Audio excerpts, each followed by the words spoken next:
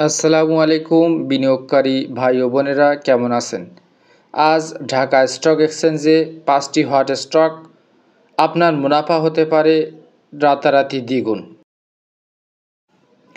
আজ সপ্তাহের প্রথম দিন রোববার। দেশের প্রধান শেয়ার বাজার ঢাকা স্টক এক্সচেঞ্জের ডিএসই মূল্যসূচক ও লেনদেন দুটি আগের দিনের চেয়ে বেড়েছে।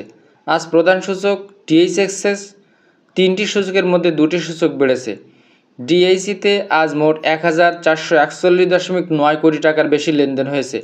বৃহস্পতিবার লেনদেন হয়েছিল 1338 কোটি টাকার বেশি।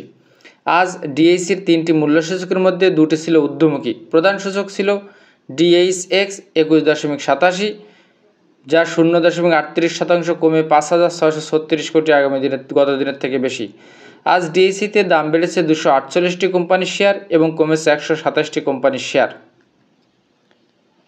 এবং অপরিবর্তিত আছে 25টি কোম্পানির শেয়ার। ঢাকা স্টক এক্সচেঞ্জে ওয়েবসাইট অনুসারে আজ রোববার ঢাকা শেয়ার বাজারের সবথেকে বেশি মূল্যবৃদ্ধি হয়েছে রূপালী লাইফ ইন্স্যুরেন্স কোম্পানি। এই তালিকার নাম্বার 1। দিন শেষে দাম বাড়ে 115 টাকা, 9.94% বাড়ল। কেডিএস অ্যাক্সেসরিজ 50.90 টাকা, পার্সেন্টেজ 9.93।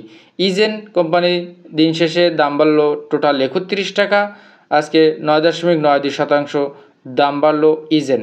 বিবিএস কেবলস 22.77 টাকা, 9.66% দাম বেড়েছে আজকে। সিএপিএম বিডিবিএল 11.40, দাম বেড়েছে 9.61।